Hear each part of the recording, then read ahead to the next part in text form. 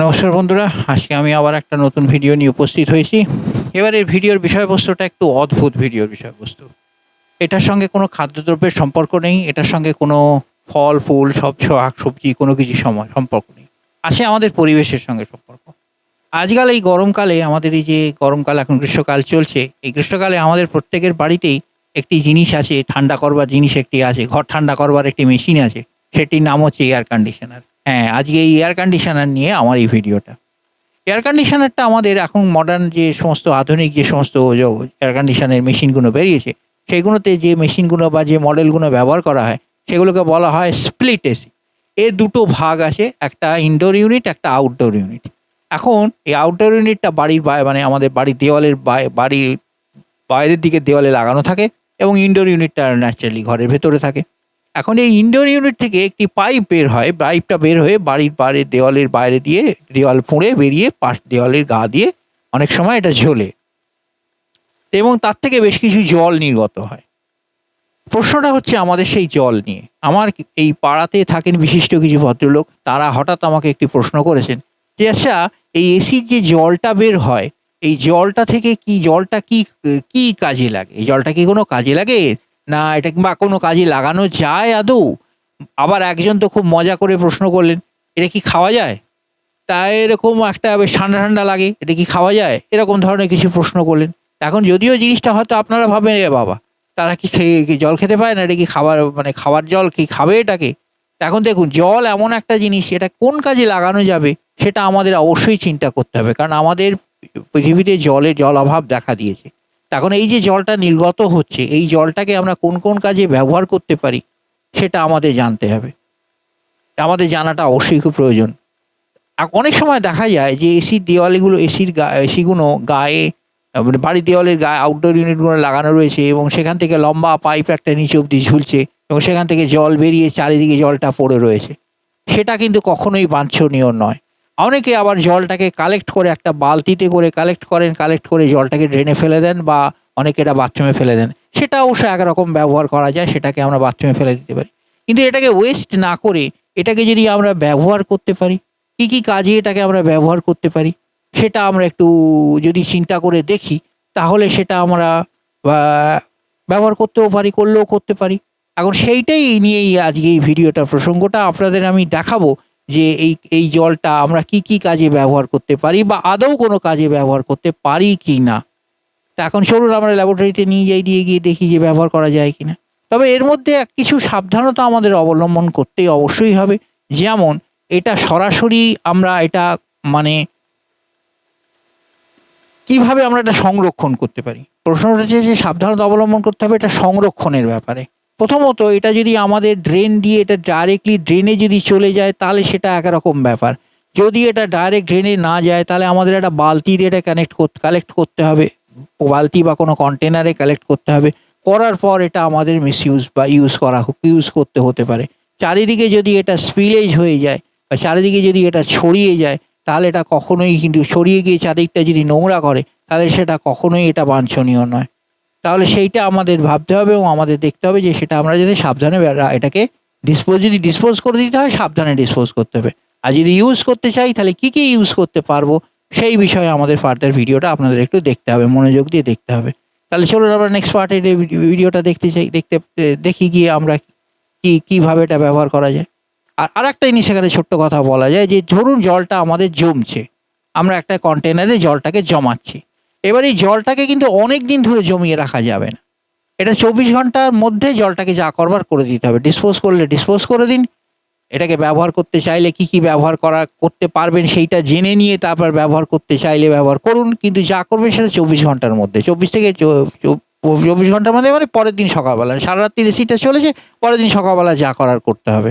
এটা যদি দিনের পর দিন জমতে থাকে এবং চারিদিকে যদি এটা স্পিলেজ হয়, তাহলে সেটা কিন্তু ভালো কথা নয়, বা সেটা কিন্তু কাজের কথা নয়। তা যাই হোক, চলুন আমরা ল্যাবে নিয়ে গিয়ে দেখি। ল্যাবে গিয়ে দেখি আমার কিছু জল কালেকশন করে রাখা আছে, জলের কিছু স্পেসিমেন সেখানে কালেকশন করে রাখা আছে।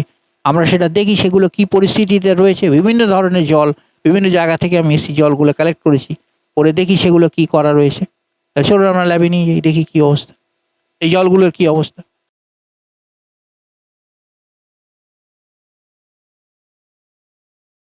হ্যাঁ, নমস্কার বন্ধুরা, আমরা তাহলে চলে এসেছি ল্যাবে।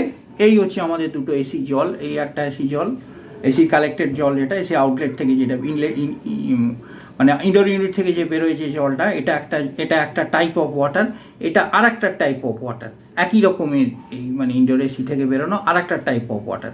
এই দুটো ওয়াটারই আমরা আজকে দেখব।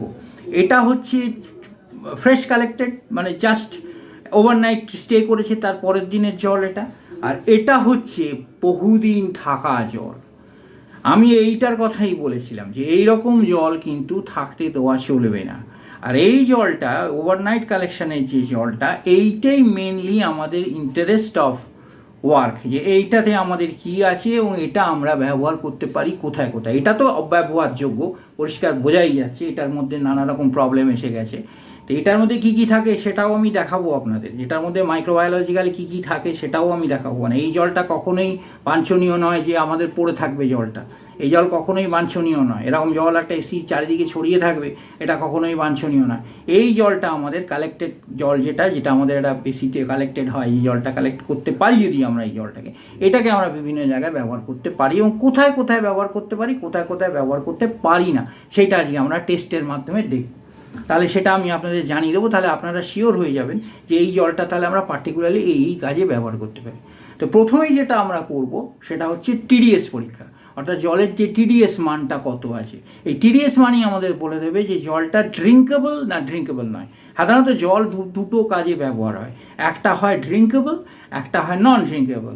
তো ড্রিঙ্কেবল কি না সেটা আমরা দেখতে পাই, অথবা এটা নন ড্রিঙ্কেবল যদি হয় তাহলে সেটা কোন কোন কাজে আমরা ব্যবহার করতে পারি সেটা আমরা আজকে দেখবো। তাহলে আমরা প্রথমে আমরা একটা বিকারের মধ্যে নিয়ে আমরা একটা দেখি যে এটা ড্রিঙ্কেবল কিনা, এই জলটা ড্রিঙ্কেবল কিনা সেটা আমরা দেখি।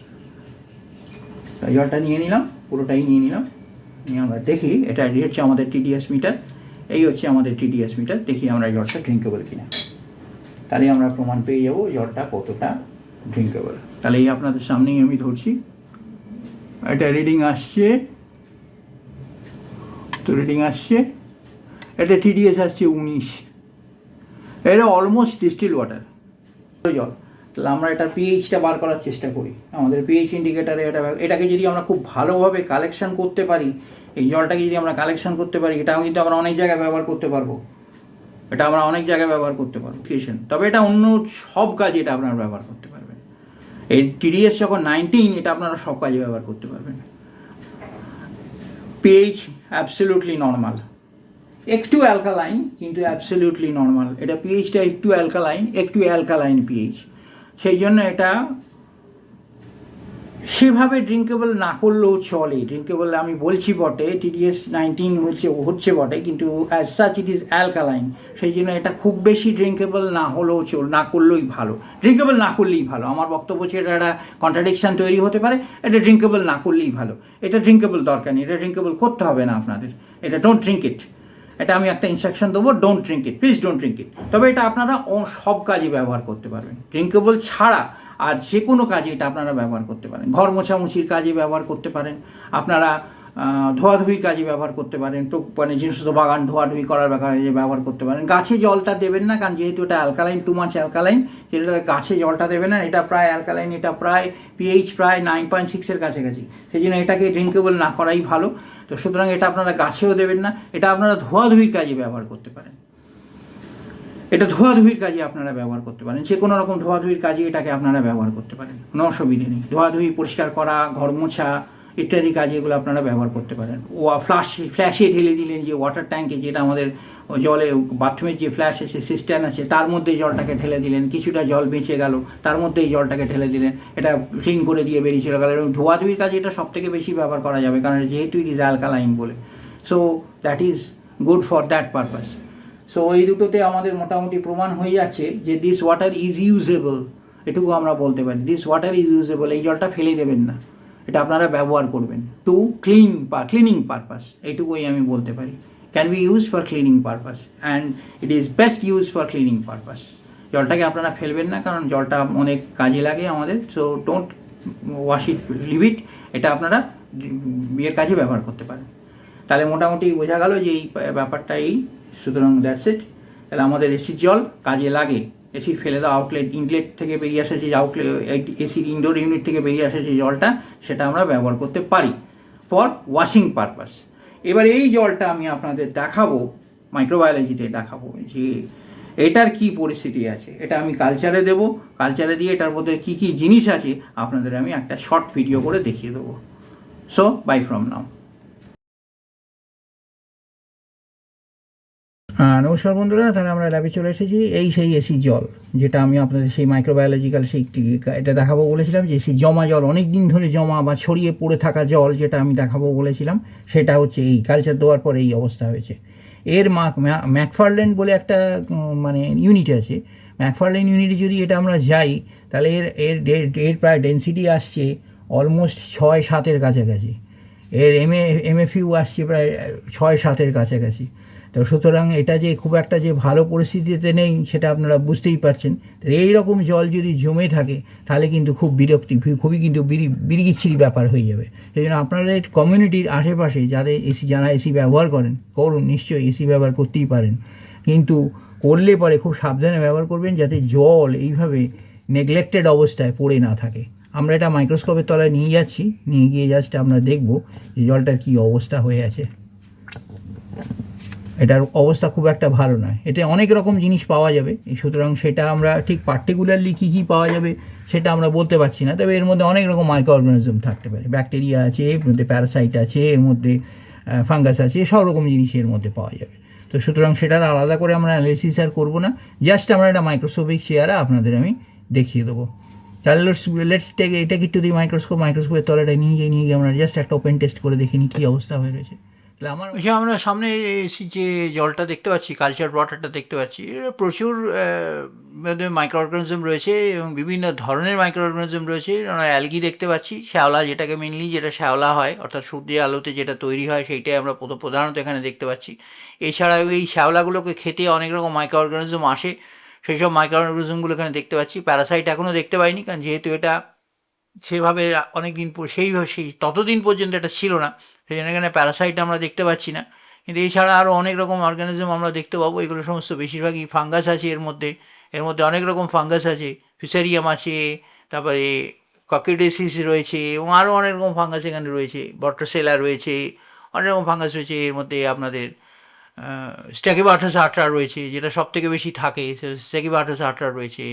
তা আপনার ক্রিপ্টোস্পোরিডিয়াম আছে, মাইক্রো অর্গানিজমের মধ্যে ক্রিপ্টোস্পোরিডিয়াম আছে, যে গোল গোল যেগুলো আসছে এগুলো ক্রিপ্টোস্পোরিডিয়াম, যে গোল যে বলের মতো জিনিস আসছে, যেটা সার্কুলার জিনিস যেটা আসছে ওটা ক্রিপ্টোস্পোরিডিয়াম।